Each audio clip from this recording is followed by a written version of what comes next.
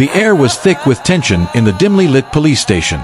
Ijeoma, her face streaked with tears, sobbed uncontrollably as she stood before Florence, the woman who had betrayed her in the most unimaginable way.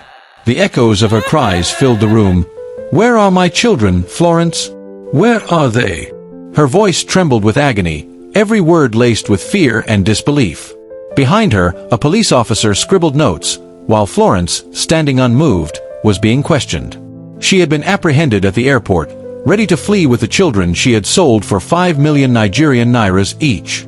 The couple's long-awaited dream had turned into a nightmare. Emeka, Ijeoma's husband, had been left broken, unable to even speak, his eyes hollow and haunted by the thoughts of what had become of their beloved children. The police were desperate to find the children before they were smuggled out of the country. Florence remained silent, her cold demeanor making the tension even thicker. Ijeoma's voice cut through the room again, desperate and broken. "Tell me, Florence, tell me where my children are."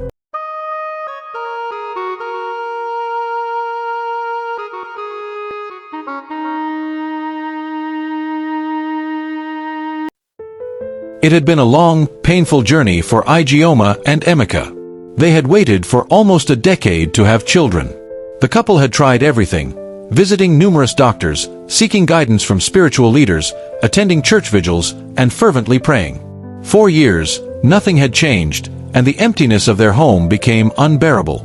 But then, as if by a miracle, God answered their prayers. They were blessed with 3 beautiful children, 2 boys and a girl. The joy in their hearts was immeasurable, and they promised to give them the best life possible. The couple couldn't have been happier. They did everything together, from family outings to bedtime prayers. But their work schedules became a challenge, with Ijeoma working in the bank and Emeka running a logistics company. To ensure their children received the best care and education, they hired Florence to do the school run, trusting her to take their children to school every morning. Florence seemed like the perfect fit. She was kind, attentive, and had a way with the kids. But little did they know that beneath her sweet exterior, she harbored dark intentions. Ijeoma and Emeka never imagined that their greatest blessing would soon become their worst nightmare. The sun had barely risen that morning, and Florence was already at their doorstep, ready to pick up the children for school. Ijeoma kissed her children goodbye, reminding them to be good and study hard, just like she did every morning. Emeka was already at work, having left the house earlier for an important meeting. The school run had become a routine, and the children, excited for school, waved their mother goodbye with smiles on their faces. But today, something was off. The children didn't arrive at school, as they always did. The clock ticked on, and by mid-morning, the teacher, Mrs. Ijeoma, began to worry. She had seen the children at the gate every day, greeted them with a warm welcome, and made sure they entered safely. But today, there was no sign of them. No small feet running toward her, no giggles or chatter. The silence was unnerving. Mrs. Ijeoma called Ijeoma's phone, her voice filled with concern. "Mrs. Ijeoma, I hope the children are fine. They didn't show up today, and I just wanted to check in. Everything okay?" The words hit Ijeoma like a freight train. Her heart sank, and a cold shiver ran down her spine. She rushed to the school, praying that there had been some misunderstanding, that the children had simply been late. But deep inside, she felt a growing unease. What if something was wrong?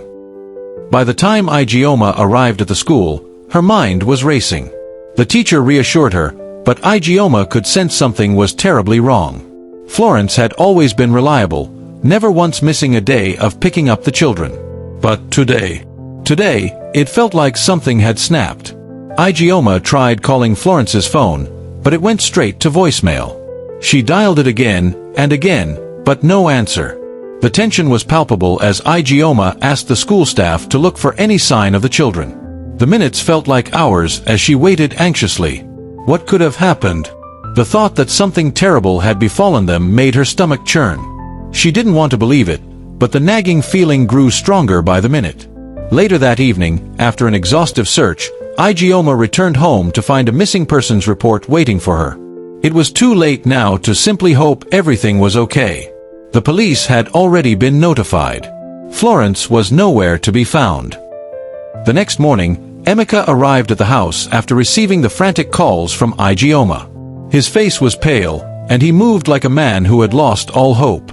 Ijeoma sat on the sofa, her face streaked with tears. "They're gone, Emeka," she whispered. "Florence took them. She took my children." Emeka's heart sank. He had trusted Florence. He had trusted her with their most precious treasures. Now, they were missing, and no one knew where they were. The police immediately launched an investigation, and a massive search began for Florence. Ijeoma and Emeka's worst fears began to materialize as they learned that Florence had left her apartment and packed up her belongings. She had made plans to flee the country. Everything pointed to betrayal. Days passed, and the agony of not knowing where their children were began to take its toll. Ijeoma and Emeka had no idea where to turn next. The police were working tirelessly, but no leads surfaced. Florence had vanished without a trace, leaving behind nothing but the unbearable pain of a mother's heartache. It wasn't until the police traced Florence's movements that they uncovered something truly chilling. She had made contact with human traffickers who were offering her a large sum of money in exchange for the children. 5 million Nigerian nairas each. The shock was too much to bear. Ijeoma and Emeka had spent years praying for children, only for them to be stolen in the cruelest way possible. It was a gut-wrenching reality they couldn't escape. But there was a glimmer of hope. Florence had not yet left the country. She was apprehended just before she could board a flight to an undisclosed destination. The police brought Florence in for questioning. Ijeoma stood outside the interrogation room, her fists clenched, her mind racing. She had always believed in forgiveness, but what Florence had done was unforgivable. She had stolen her children, sold them, and destroyed their family. Finally, the door to the interrogation room opened. Florence was escorted out, her face devoid of any emotion. Ijeoma stepped forward, her voice trembling but filled with raw emotion. "Where are my children, Florence? Tell me where they are." Florence didn't answer at first. She remained silent, cold, as if the agony of what she had done meant nothing. Ijeoma's voice rose with desperation. "Tell me where they are." Just as Florence began to speak, the police received a call, a lead that could finally bring the children home. Would they make it in time? They arrived at a dilapidated warehouse on the outskirts of the city, far from the prying eyes of the public. The building was abandoned, a perfect hiding place for the traffickers to keep their victims. The police quickly surrounded the area, and officers with weapons drawn entered the building cautiously. Inside, the darkness was overwhelming. Ijeoma's heart stopped for a moment when she saw a small figure in the corner of the room. Her son's backpack, recognizable by its vibrant color, lay discarded on the floor. The air was thick with tension as the police shouted for everyone to freeze. Suddenly, from the back of the room, the children emerged, disheveled but alive. Ijeoma's tears flowed uncontrollably as she rushed toward them. Her children were in her arms again, their faces tired but full of relief. Florence had been stopped, but the human traffickers were still at large. The children were saved, but the battle was far from over. Back at the police station, Ijeoma and Emeka sat with their children, holding them tightly, overwhelmed by a mixture of emotions. The relief of having them back in their arms was undeniable, but there was also a deep sadness. How had Florence, someone they had trusted, betrayed them so cruelly? Ijeoma struggled with guilt. Could she have done something differently to prevent it? Could she have been more cautious? She had always trusted people too easily, and Florence's betrayal felt like a wound that might never fully heal. Emeka, too, had his own demons to wrestle with. He had been the one to hire Florence, and he couldn't stop blaming himself for what happened.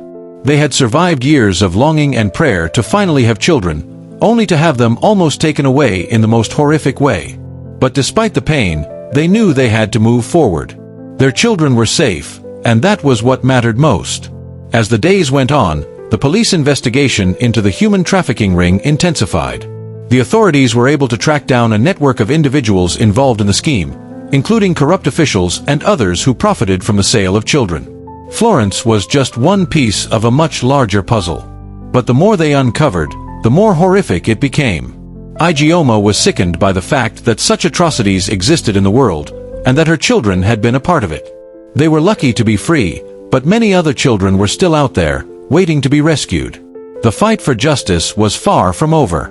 Ijeoma and Emeka knew that they had to continue to speak out, to raise awareness, and to make sure that what happened to them would never happen to anyone else. It took months of therapy and emotional support for the family to start healing.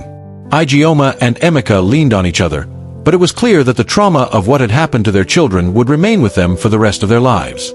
Their children, though physically safe, struggled with fear and anxiety. They had been torn away from their parents, only to be thrust into a terrifying situation. Ijeoma and Emeka did everything they could to support their children, but the process was slow. Eventually, they decided to take a break from everything.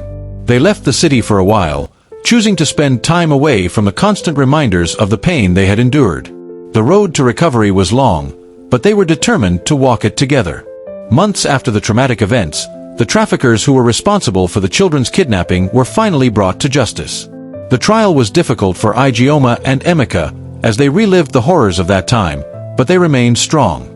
Florence's trial was also held, and she was sentenced to a lengthy prison term for her role in the trafficking operation. She had robbed them of their peace, and though the justice system did its part, Ijeoma knew that forgiveness would not come easily. Their children, however, were beginning to heal.